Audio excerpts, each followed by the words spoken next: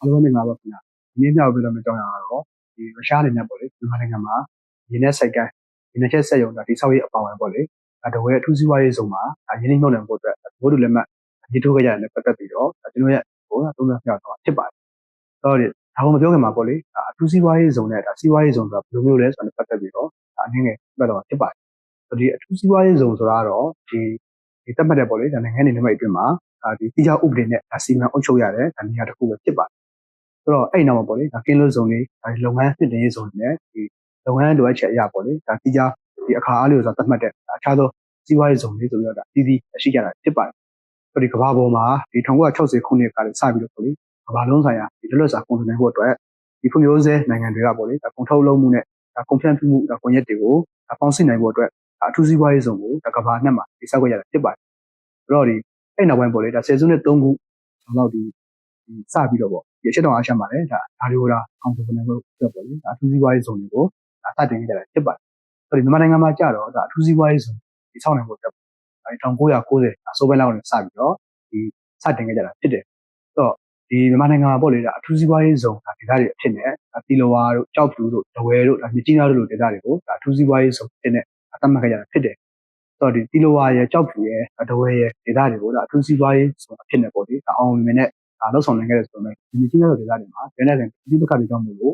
့ဒီမြကြီးနားဒီအထူးစီးပွားရေးဇုံကို2019ခုနှစ်မှာပိတ်သိမ်းခဲ့ရတာဖြစ်ပါတယ်ဆိုတော့ဒီကြောက်ဖြူအထူးစီးပွားရေးဇုံကပေါ့လေအာရှအာဖရိကနဲ့ဥရောပတိုက်ကြီးတွေနဲ့ပါဆက်သွယ်နိုင်မဲ့အကုန်လုံးအချက်ကြာနေရာတစ်ခုဖြစ်ပြီးတော့တီလိုဝါအထူးစီးပွားရေးဇုံကတော့အထူးစီးပွားရေးဇုံရဲ့တက်ရောက်တစ်ခုဖြစ်နေတိုးတက်နေပြီဖြစ်ပါတယ်ဒီနေရာမှာပေါ့လေတဝဲအထူးစီးပွားရေးဇုံအကြောင်းနဲ့ပတ်သက်ပြီးတော့နည်းငယ်ပြပြတော့ဖြစ်ပါတယ်တဝဲအထူးစီးပွားရေးဇုံဆိုတာတော့2008ခုနှစ်မှာပေါ့မြန်မာအစိုးရနဲ့ထိုင်းအစိုးရဒီကနဦးဆောင်ရွက်ခဲ့တဲ့စီမံကိန်းတစ်ခုဖြစ်ပါတယ်အဲ့ဒီစီမံကိန်းအတွက်ပေါ့လေပါဝင်ဖို့တဲ့ကုမ္ပဏီတွေကိုလည်းဖိတ်ကြားခဲ့တာရှိရပေါ့လေဆိုတော့ဒီ2008ခုနှစ်မှာပေါ့လေအဲ့ဒီနှစ်မှာပဲဒီထိုင်းဘက်ကပေါ့လေအီတာလီယန်ထိုင်းကုမ္ပဏီနဲ့ဒီမြန်မာဒီစိုက်ကန်းအာဏာပိုင်တွေကနေတော့ဘုဒ္ဓညီတွေရရှိပြီးတော့အဲ့ဒီစီမံကိန်းကိုစခဲ့ကြတာဖြစ်တယ်ဒါပေမဲ့လို့ဒီ2013ခုနှစ်မှာပေါ့လေဗန္ဒာရေးဆိုင်ရာတက်ကွက်မှုတွေကြောင့်မို့လို့အဲ့ဒီစီမံကိန်းကိုရခဲ့ရတာဖြစ်တယ်ဆိုတော့အဲ့နောက်ပိုင်းပေါ့လေ2015ခုနှစ်မှာဒီအဲ့ဒီစီမံကိန်းကိုပေါ့လေတဝဲရင်းနဲ့အထူးစီမံကိန်းကိုပြန်စဖို့အတွက်ဂျပန်တွေကနေပြီးတော့ပြန်ပြီးတော့ညှိနှိုင်းတာဆွေးနွေးလာခဲ့တာရှိတယ်ဆိုတော့ဒီဒါမဲ့လို့ဒီ2019နှစ်မှာပေါ့လေဒီအဲ့ဒီစီမံကိန်းကိုပေါ့ဒီပြန်ပြီးတော့စပြီး run ခဲ့တယ်ပေါ့လေပြန်ပြီးတော့စပြီးတော့ဒီလှုပ်ဆောင်ခဲ့ကြတယ်ဒါမဲ့လို့ဒီ2021ခုနှစ်မှာကြာတော့ပေါ့လေဒီအီတာလီယန်ထိုင်းကုမ္ပဏီတွေနဲ့ဗန္ဒာရေးဆိုင်ရာတက်ကွက်မှုတွေဗန္ဒာဝင်အထောက်အထားမတင်ပြနိုင်တာတွေနဲ့ပတ်သက်ပြီးတော့ဒီတဝဲအထူးစီးပွားရေးဇုံကိုဒုတိယတစ်ကြိမ်ပေါ့လေထပ်ပြီးတော့ရက်ဆိုင်ခဲ့ရတာဖြစ်ပါတယ်တကယ်တော့ဒီတဝဲအထူးစီးပွားရေးဇုံပေါ့လေကနဦးနဲ့တင်မဆိုရယ်နှစ်ပိုင်းခွဲထားခဲ့တာဖြစ်တယ်ဒီကနဦးအဆင့်ပေါ့လေ29စတိုးရမိုင်အတွင်းမှာမူလခံမှန်းချက်ဖြစ်တယ်ပေါ့လေအမေရိကန်ဒေါ်လာ1ဘီလီယံတန်ဖိုးရှိတဲ့စက်မှုဇုံတွေဒါအားပေးစက်ရုံတွေရင်းနှက်စိတ်ကန်းနဲ့ဒီ LNG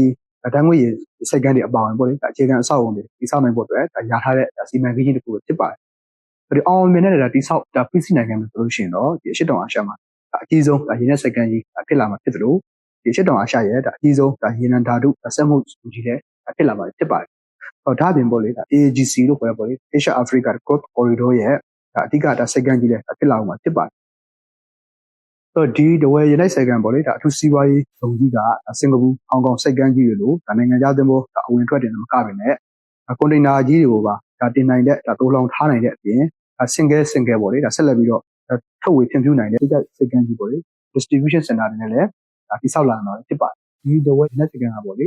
ေဒီဓမ္မကံရုံနဲ့အခြေပဲနင်းတာရတဲ့ဒေသမှာတည်ရှိနေတာဖြစ်ပြီးတော့ပင်လယ်ထွက်ပေါက်တဲ့ပေါ့လေအဓိကအချက်ချာကြတဲ့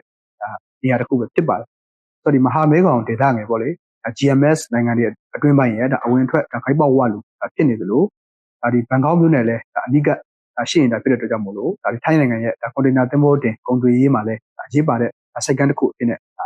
ဖြစ်လာနိုင်ကြများတယ်ပေါ့လေနောက်တစ်ခုကတော့ဒီမလကာရေလက်ကြားကိုဖြတ်တန်းစရာမလိုဘဲနဲ့ဒီအိန္ဒိယသမုဒ္ဒရာအရှေ့လေပိုင်းဒေသဥရောပနဲ့ဒီအာဖရိကနိုင်ငံတွေကိုလည်းချိတ်ဆက်ပေးနေမှာဖြစ်ပါတ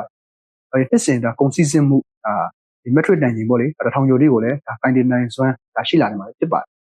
ဒီဒရဝဲရနိုင်စကန်စီမံရနေပေါ့လေဒီတိုးတက်အောင်မြင်လာပြီဆိုလို့ရှိရင်ဒီပင်လယ်ရေကြောင်းကုန်သွယ်မှုလည်းတိုးတက်ဖွံ့ဖြိုးလာမှာဖြစ်တယ်လို့အဲ့ဒီဒေသမှာရှိတဲ့ဒေသခံတွေရဲ့ဒီအလောက်ကိုင်ခွင့်နဲ့ပို့ပြီးတော့များလာမှာဖြစ်ပါတယ်ဒီနောက်တစ်ခုကဘာလဲဆိုတော့ရုရှားနိုင်ငံကနေပြီးတော့ပေါ့လေ ရင်းနှီးမြှုပ်နှံလာတာဖြစ်တဲ့အတွက်ကြောင့်မို့လို့ဒီမြန်မာနိုင်ငံနဲ့ပေါ့လေဒီစိတ်ကန်းငားရမ်းကအနေနဲ့ဒီတိုင်းပြည်ဝင်ငွေလေဒါတိုးတက်လာမှာဖြစ်ပါတယ်။ဒါအပြင်ရုရှားနိုင်ငံအတွက်ပေါ့လေအင်ဒိုပစိဖိတ်ဒေသမှာရင်းနှီးစိတ်ကန်းတစ်ခုပိုင်ဆိုင်လာနိုင်ပြီးတော့အိန္ဒိယသမုဒ္ဒရာမှာလည်းဒါရုရှားနိုင်ငံရဲ့အခန့်ကဏ္ဍကိုဒါမြင့်တင်နိုင်တယ်မှာဖြစ်ပါတယ်။ဆိုတော့ဒီဖွံ့ဖြိုးတိုးတက်မှုဒါမြန်ဆန်လာတဲ့ဒါ global south ဒေသမှာဒီရုရှားဒီဥစ္စာလွှမ်းမိုးရေးအတွက်ပေါ့လေဒဝေနဲ့စိတ်ကန်းစီမံကိန်းကအထောက်အကူဒါဖြစ်လာနိုင်မှာလည်းဖြစ်ပါတယ်။နောက်ဆုံးပြောချင်တာကတော့အခုဒီရုရှားမြန်မာပေါ့လေပူးပေါင်းပြီးလုပ်ဆောင်တဲ့ဒဝေနဲ့စိတ်ကန်းစီမံကိန်းကနိုးနှစ်ဖက်အကျိုးရှိတဲ့စီမံကိန်းတစ်ခုလို့ပြောရမှာဖြစ်ပါတယ်။ဘာဖြစ်လို့လဲဆိုလို့ရှိရင်တော့ဒီမြန်မာနိုင်ငံနဲ့ပေါ့လေပြည်ပရင်းနှီးမြှုပ်နှံမှုတိုးတက်လာမှာဖြစ်တယ်လို့ဒီကုန်သွယ်မှုပမာဏရလည်းဒါတိုးတက်လာမှာဖြစ်ပါတယ်။နောက်တစ်ခုကဘာလဲဆိုတော့ဒီဒဝေနဲ့စိတ်ကန်းစီမံကိန်းကိုဒါပေါ့လေအောင်အောင်နဲ့လောက်ဆောင်နိုင်ခဲ့မှာဆိုလို့ရှိရင်အာဆီယံဒေသမှာပေါ့လေချက်ချာကြတဲ့စိတ်ကန်းတစ်ခုလည်းဖြစ်လာအောင်မှာဖြစ်ပါတယ်။နောက်တစ်ခုကတော့ဒီရုရှားအတွက်ပေါ့လေ2019ခုနှစ်အရှေ့ပြားဒေသစီးပွားရေးဖိုရမ်မှာသမ္မတပူတင်နဲ့ဒီဝန်ကြီးချုပ်မိုဒီရိုရဲ့ကြီးညာခဲ့တဲ့ပေါ့လေဗလာဒီဗော့စတော့ချန်နိုင်VCMC အတွက်မဟာဗျူဟာရရေးပါတဲ့ရင်းနှီးစိတ်ကန်းတစ်ခုလည်းဖြစ်လာအောင်မှာဖြစ်တယ်လို့ကျွန်တော်အနေနဲ့သုံးသပ်မိပါတယ်အားလုံးကိုကျေးဇူးတင်ပါ